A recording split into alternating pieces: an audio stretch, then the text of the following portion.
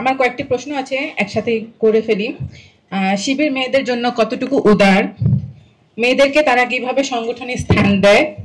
সংগঠনের নেতৃত্বে মেয়েরা আসছে না কেন? এবং আপনারা মেয়েদের সামনের সারিতে নিয়ে আসছেন না কেন? ধন্যবাদ। প্রথম প্রশ্ন করেছেন, আপনি এত দ্রুত বলছেন, আমি যে লিখবো আসলে লেখার সুযোগ পাইনি। তো যতটুকু বুঝেছি আপনি ছাত্র শিবিরে মানে ছাত্রী বোনদের অন্তর্ভুক্তির কথাটাই বলেছেন সব পয়েন্টগুলোতে।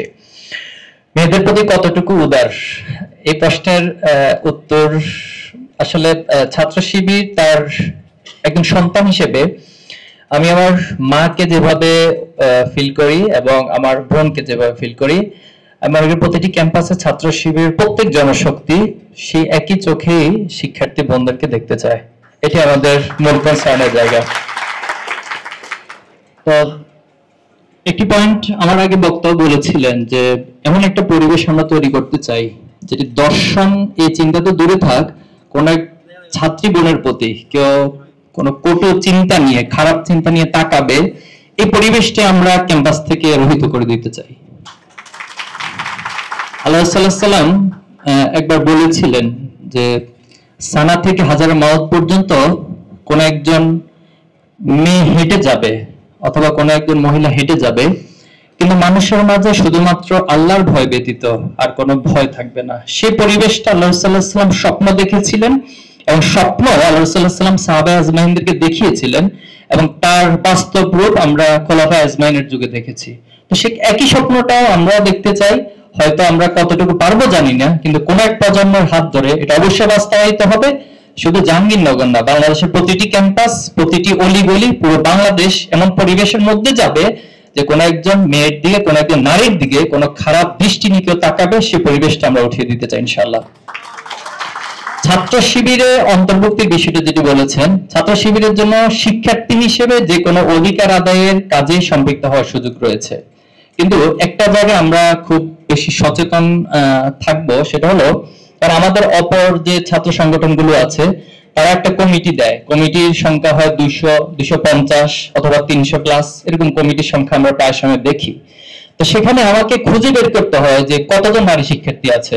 আমি 300 জনের মধ্যে খুঁজে পাই গুনে গুনে 5, 6 অথবা সর্বোচ্চ 10 জন খুঁজে পাই। এখন আপনি আমাকে বলুন, এটা কি এক ধরনের বৈষম্য না?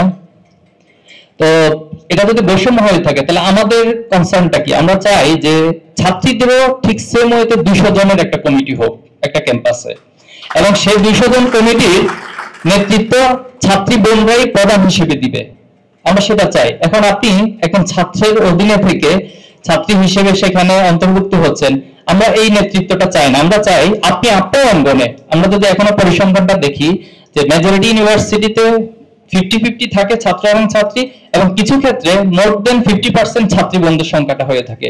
তাহলে কেন সেখানে আপনি 200 জনের মধ্যে 5 জন 10 জন কমিটির মধ্যে অন্তর্ভুক্ত সন্তুষ্ট থাকবেন? এজন্য ছাত্র শিবির আমরাও চাই আপনারা এমন একটা প্ল্যাটফর্ম তৈরি করুন, যদি এক্সিস্টিং এরকম প্ল্যাটফর্ম থেকে থাকে আলহামদুলিল্লাহ, আর যদি থেকে না থাকে আমি আপনাকে এবং আপনাদেরকে বলবো তো উদ্যোগ নিন। ছাত্র শিবির আমাদের জায়গা থেকে আমরা সর্বোচ্চ সহযোগিতা করবো ইনশাআল্লাহ। জি, আর কমন ইস্যুতে, ক্যাম্পাসের যে কোনো কমন ইস্যুতে আমরা সম্মিলিতভাবেই এজেন্ডা এবং আমাদের যে কর্মসূচি সেটাকে আমরা অ্যাপ্রিশিয়েট করব এবং সেটা সম্মিলিত কমন ইস্যুতে সবাই একসাথে কাজ করব। মানবিক সাহিত্যে মাস্টার্সের শিক্ষার্থী, প্রথমত বাংলাদেশ ছাত্র শিবির জাহাঙ্গীরনগর বিশ্ববিদ্যালয়কে ধন্যবাদ জানাই যে শিবির সম্পর্কে আমাদের জানার দীর্ঘদিনের কৌতূহল ছিল, সেই কৌতূহল থেকেই আজকে এখানে আসা এবং আমাদের জাহাঙ্গীরনগর বিশ্ববিদ্যালয়ের গত যে একটি শিবিরের কমিটি প্রকাশিত হয়েছিল সেই কমিটি কিন্তু পূর্ণাঙ্গ কমিটি আমরা দেখতে পাইনি। সেটা নিয়ে আমাদের সকলেরই দীর্ঘদিনের আগ্রহ ছিল যে ওই কমিটিতে শুধুমাত্র 3 জনের কমিটি আমাদের সামনে এসেছে। এখন ওই কমিটির মেয়াদ শেষ হওয়ার পর নতুন আরেকটি কমিটি এসেছে, এই কমিটিতেও কিন্তু এখনো কমিটি পূর্ণাঙ্গ করা হয়নি। আমরা যারা জাহাঙ্গীরনগর বিশ্ববিদ্যালয়ে যারা আছি এবং দীর্ঘদিন যাবৎ আমরা এই 5ই আগস্টের পর থেকে শিবিরের 2-3 হিসাবে বা সিটি হিসেবে যারা আমরা আখ্যায়িত হচ্ছি বা ট্যাগিংয়ে শিকার হচ্ছে, দয়া করে পূর্ণাঙ্গ কমিটি কত দিন সেটা বলেন এবং এই কমিটি প্রকাশের মাধ্যমে আমরা যারা অন্যান্য প্ল্যাটফর্মে কাজ করতেছি সেই ট্যাগিং থেকে আমাদেরকে একটু মুক্তি দেন এবং আপনারা বলেন যে কবে নাগাদ আপনাদের সেই পূর্ণাঙ্গ কমিটি হবে এবং বিভিন্ন সংগঠন থেকে বা বিভিন্ন কিছু মানুষ থেকে আমরা যে ট্যাগিংয়ে শিখে হচ্ছি এই ট্যাগিং এর শিকার থেকে আমাদেরকে একটু মুক্তি দিবেন।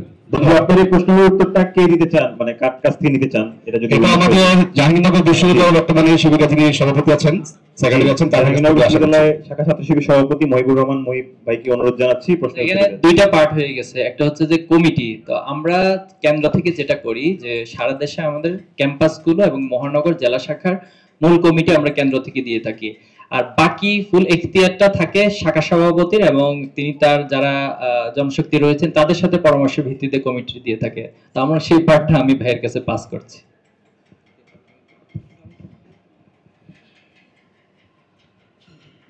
ধন্যবাদ, সুন্দর একটি প্রশ্ন করেছেন। আমরা ক্যাম্পাসে যেদিকে যাই, যারা অধিকারের প্রশ্নে কথা বলে, যারা বিভিন্ন ধরনের শিক্ষার্থীদের কল্যাণে কথা বলে, দাবি দেওয়া আদায়ের জন্য কথা বলে, তারা প্রায়ই আমাদেরকে বলে যে তোমরা কখন পূর্ণাঙ্গ কমিটি নিয়ে আসবা। তো আমরা সবার কাছে একটা বিষয় ক্লিয়ার করতে চাই, 1989 সাল থেকে নিয়ে 2024 সালের 28 অক্টোবর পর্যন্ত ইসলামী ছাত্র শিবির তার কার্যক্রম এই ক্যাম্পাসে পরিচালনা করতে পারেনি। একটা সংগঠনকে যখন 35 বছর কাজ করতে দেওয়া হয়নি, স্বাভাবিকতই যখন তারা কার্যক্রম পরিচালনা করে তাদের গুছিয়ে উঠতে, তাদের জনশক্তিদেরকে অ্যাকোমোডেট করতে একটু সময়ের প্রয়োজন হয়। সেই জায়গা থেকে গত সেশনে যে আপনারা 3 জনের কমিটি দেখেছেন, বা আমরা যেটাকে বলি সেক্রেটারিয়েট গঠন, সেটাকে আমরা পূর্ণাঙ্গ করার সুযোগটা হয়ে ওঠেনি। তবে এবছর যেটা আপনারা দেখেছেন, 3-3 জানুয়ারি জাহাঙ্গীরনগর বিশ্ববিদ্যালয়ের সভাপতি নির্বাচিত এবং সেক্রেটারি মনোনীত হয়েছে।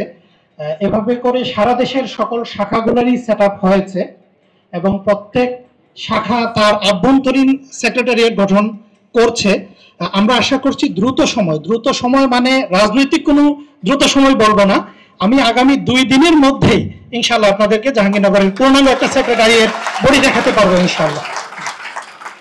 আশা করি উত্তর পেয়েছেন।